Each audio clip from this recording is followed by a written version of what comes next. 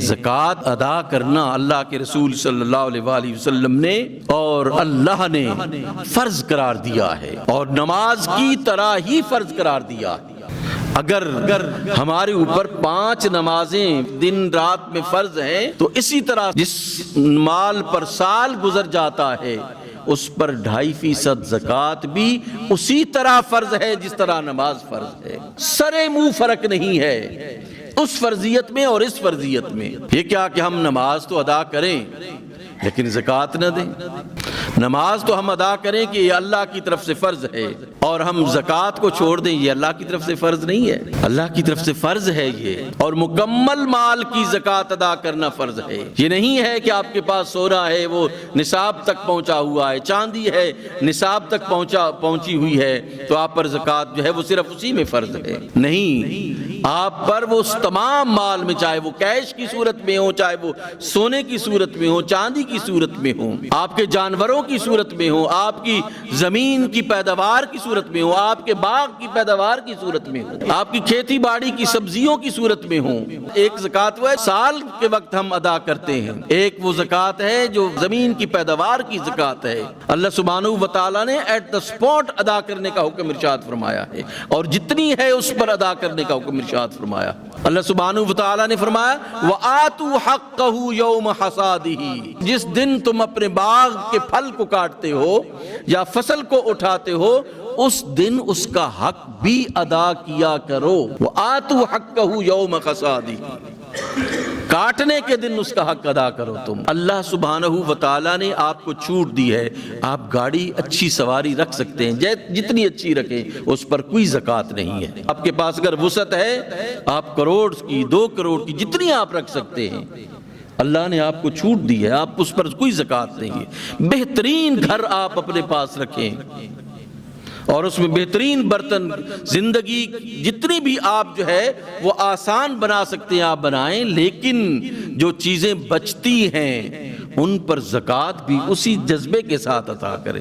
یہ نہ ہو کہ آپ کروڑوں کے گھر میں رہتے ہیں، آپ کے پاس باقی چیزیں بھی موجود ہیں، اللہ نے آپ کو ایگزمپٹ کر دیا، آپ کے گھر کو، آپ کی سواری کو، آپ کے استعمال کے کپڑوں کو، آپ کے برتنوں کو، یہ ساری چیزیں، اس پر کوئی زکوٰۃ نہیں ہے۔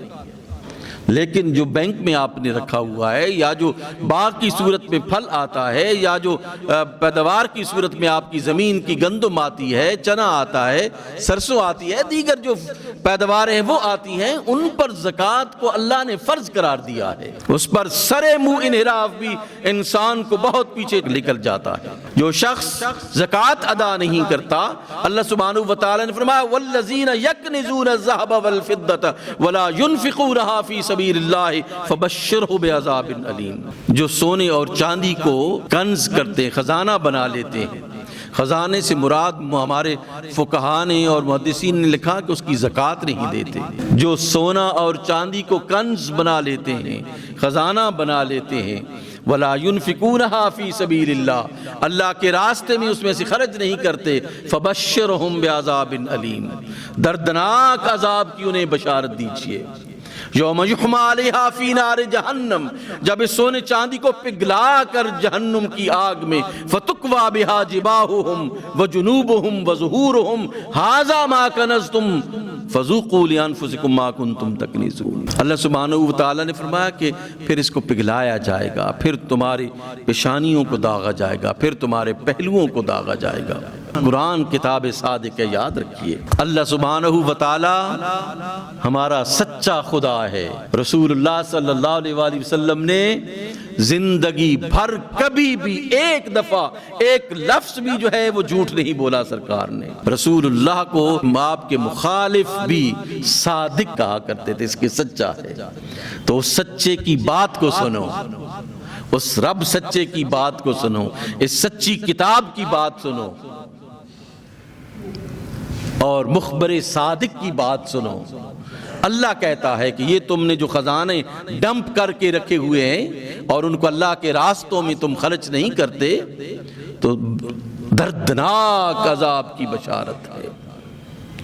پھر اس سونے چاندی کو پگھلایا جائے گا اور پھر زکوٰۃ نہ دینے والوں کے پورے جسم کو داغا جائے گا اس کے ساتھ۔ ایک حدیث میں آتا ہے کہ یہی چیزیں جو ہیں وہ گنجے سانپ کی، یہ سونا اور چاندی گنجے سانپ کی صورت میں انسان کو ڈسے گا اور کہے گا میں ہوں تمہارا مال جس سے تو نے اللہ کا حق ادا نہیں کیا تھا۔ جہنم میں ایک جہنم کی آگ کی سزا اور دوسرا اس گنجے سانپ کی سزا۔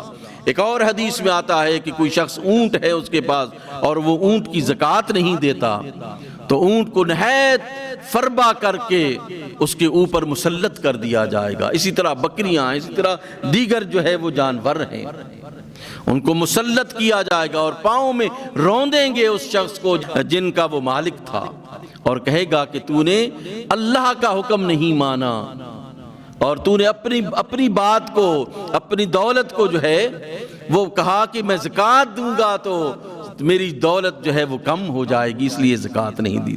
اس ڈر اور اس خوف سے تم نے زکوٰۃ نہیں دی۔ دنیا دیکھتی ہے کہ اللہ کا نام لینے والوں کی نام کب گم ہوئے ہیں۔